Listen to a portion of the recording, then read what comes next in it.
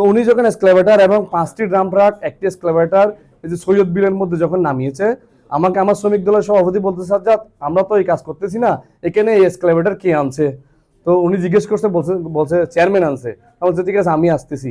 আমি গিয়ে এসক্লেভেটার ওয়ালকে বললাম যে আপনাদেরকে কে আনছে? বলতেছে চেয়ারম্যান আসতে বলছে, আমি সেজন্য আসছি। আমি বলছি এখানে এসক্লেভেটার দিয়ে মাটি কাটা সম্ভব হবে না, যদি মাটি কাটেন এখানে এলাকার মধ্যে বিভেদ সৃষ্টি হবে এবং রাস্তা খারাপ হয়ে যাবে, এটা হবে না। তো উনি কিছুক্ষণ এরা অপেক্ষা করছিল, পরে দেখতেছি উনি আমাদের ইউনিয়ন বিএনপির সম্মানিত সিনিয়র সভাপতি মন্নান ভাই এবং ইউনিয়ন যুব দলের সদস্য সচিব আলী ভাইকে নিয়ে ওখানে উপস্থিত হয়েছে। ওনারা জমি দেখিয়ে দিয়েছে কোনটা থেকে কাটবে। আমি আর সাইফুল ভাই এক পাশে দাঁড়িয়ে আছি। মান্নান ভাই পরে আসছে, আমাকে বলছে সাজ্জাদ এগুলা আমাদের মসজিদের জন্য কাটতেছি, এখানে এটা নিয়ে কোনো ইয়া করিও না।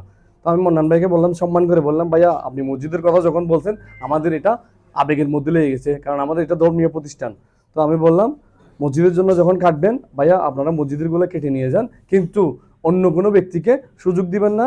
এবং আর আমি এই ব্যবসা সম্পর্কে আমার অভিজ্ঞতা আছে, আমি বলতেছি এখানে আপনার এসক্লেভেটার এবং ড্রাম ট্রাকের সাহায্যে যদি আপনি মাটি কাটেন সর্বোচ্চ খরচ পড়বে 1000 টাকা। ওই কথাটা বলার সাথে সাথে এবং অন্য কেউ যাতে এখানে মাটি কাটতে না পারে, সুযোগ না দেওয়া, এই কথাটা বলার সাথে সাথে পিছন থেকে ওই জৈনক চেয়ারম্যান লাবু আমার উপর চড়া হয়ে পড়ে। প্রথমে আমাকে আমার ধাক্কা দিয়ে আমার পরন ছিল একটা শার্ট ছিঁড়ে ফেলছে আমার কলার ধরে, তারপর আমাকে কিল ঘুষি মারছে। মারার পরে আমি বলছি আপনি পাগল হয়ে গেছেন, এরকম করতেছেন কেন? মান্নান ভাইয়ের ওপরে এসে আমাকে মারছে, ওনার সাথে আমার কোনো কথার ইয়া ছিল না। মারার পরে এক পর্যায়ে আমার সাথে হাতাহাতি হয়েছে।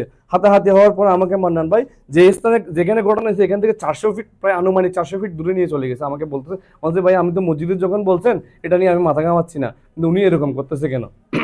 এ পর্যায়ে গিয়ে আমাকে বিলের মধ্যে পূর্ব রেশারেশির জেদ ধরে আমাকে চাঁদাবাজ ডাকতেছে, অনেক ধরনের আমার নামে প্রপাগান্ডা চিল্লাচিল্লি করে বলতেছে।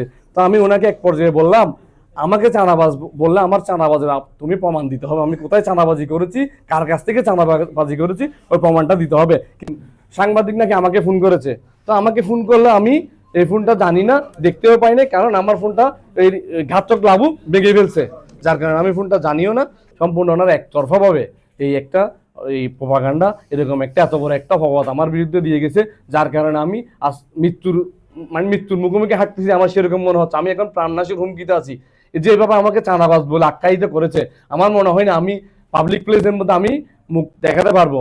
কিন্তু আপনাদের মাধ্যমে আজকে আপনাদের মিডিয়ার মাধ্যমে, সোশ্যাল মিডিয়ার মাধ্যমে আমি আপনাদেরকে মাধ্যমে প্রমাণ করতে চাই যে আমার বিরুদ্ধে যে অপপ্রচারটা চালিয়েছে ওনাদেরকে সেটা কিভাবে আমাকে যে আখ্যাগুলো দিয়েছে এগুলোর উপযুক্ত প্রমাণ নিয়ে আপনারা উপযুক্ত প্রমাণ উপস্থাপন করবেন।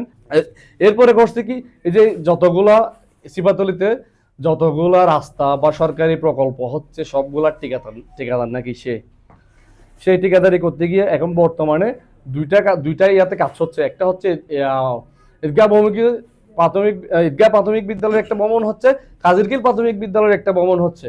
ওই ভবনগুলোতে ওনার সক্ষতা রয়েছে, সবকিছু ওনার তত্ত্বাবধানে হচ্ছে। তো আমরা এটা নিয়ে কোনো ধরনের মাথা ব্যথা করি নাই, কিন্তু দেখতেছি রাত্রে 12টার পরে এই যে 5 টনা বড় বড় ড্রাম ট্রাকগুলো আছে, ওই ড্রাম ট্রাকগুলোর মাধ্যমে ফুল লোডেড একটা গাড়ি রাস্তা দিয়ে যাচ্ছে, যে গাড়িগুলো আমাদের ওই ছোট রাস্তার মধ্যে ঢুকার পরে একটা ঢুকলে আরেকটা সাইকেল যাইতে পারবে, এরকম কোনো অবস্থান নেই এবং রাস্তা খারাপ হয়ে যাচ্ছে। আমি সেজন্য প্রথমে নিষেধ করছি কন্ডাক্টরকে, আপনারা ছোট গাড়িতে করে মাল আনেন, বড় গাড়িতে করে মাল আনলে কি হবে, এটা সমস্যা হবে। তারপরেও দেখতেছি পরে আরেকদিন নিয়ে আসছে রাত্রে বালি, আরেকদিন যখন বালি নিয়ে আসছে আমি এটা স্টপ করাইছি। স্টপ করানোর পরে তার যে একক অধিপত্য বিস্তার ওটা যখন ভেঙে গেছে, এখন সে এলাকার মধ্যে কি আমাদের বিরুদ্ধে, আমাদের সংগঠনের বিরুদ্ধে লেগে পড়ে আছে। আমার বাস্তবতা আমি সবার সম্মুখে তুলে দিলাম। এর মধ্যে কেউ যদি প্রমাণ করতে পারে যে আমি চাঁদাবাজি করেছি, কালকের ঘটনার মধ্যে আমি তাদের কাছ থেকে চাঁদা চেয়েছি আর আমার বৃত্তিটা কি ছিল ওটা সঠিকভাবে যদি প্রমাণ করে যদি আমাকে চাঁদাবাজ আখ্যায়িত দিতে পারে, আমি আমার সংগঠনের দায়ভার কাঁধে নিয়ে আমি আমার সংগঠন থেকে পদত্যাগ করব এবং আমি নিজের জুতোর মালা নিজে গায়ে পড়ে আমি এখান থেকে সরে যাব। আমি আপনাদের মাধ্যমে, আপনাদের সোশ্যাল মিডিয়ার মাধ্যমে, আমাদের সাংবাদিক ভাইদের মাধ্যমে আমি সবাইকে, দেশবাসীকে জানাতে চাই, এই ধরনের ছোট ছোট কতগুলো বিষয় নিয়ে আমাদের এই জাতীয়তাবাদী পরিবারকে এভাবে আওয়ামী দূষররা এভাবে বিনষ্ট করার জন্য লেগে পড়ে আছে, ওটা আপনারা আশা ওটা আপনারা সম্পূর্ণ ব্যাখ্যা দেখবেন, সাথে শোনার সাথে সাথে ওটা নিয়ে পাগল হয়ে যাবেন না। বিস্তারিত কি ওখানে মূল কাহিনীটা কি ওটা একটু জানার চেষ্টা করবেন। আমি প্রশাসনের কাছে এই বক্তব্য চাই, ওনাকে যেন অতি সত্বর গ্রেপ্তার করে। আর উনি যে প্রপাগান্ডা বেভাবে করতেছে, এই যে যেগুলি কথা বলছে, 32 লক্ষ টাকা মারি কামাইছে এটাও শিখ, টিউবওয়েলের ব্যথা এটাও শিখ। উনি কিরকম চালাক আমরা বুঝবেন। রাস্তার যত কন্ট্রাক্টরই আছে উপজেলার সাথে মানিক সাহেবের সাথে আঘাত ধরে উনি রাস্তাগুলি করতেছে। জনগণ জানতেছে কি চেয়ারম্যান সাহেব খুব কিন্তু উনি এই রাস্তায় বসে রয়েছে সকাল পর্যন্ত সন্ধ্যা হইতে, সে মিটার লোহা কোনো বেশি দিতেছেনি, তার কন্ট্রাক্টারই লাভ কম হইতেছেনি। এইটা নিয়ে তো দেখেন এরকম, কিন্তু লোকেরা তো জানতেছে না। এখন ওনার কন্ট্রাক্টার হইতেছে না, মিথ্যা অপবাদ এখন টেবিতে উঠলো এবং ওনাকে সন্ত্রাসী বললো। আমার আমি সভাপতি হিসাবে শিবাদলীর পক্ষ থেকে, জাতীয়তাবাদী দলের পক্ষ থেকে আমি ওর জোর প্রতিবাদ জানাইতেছি এবং ওনার যেন এটা সম্পূর্ণ এটার যেন বিচার হয়।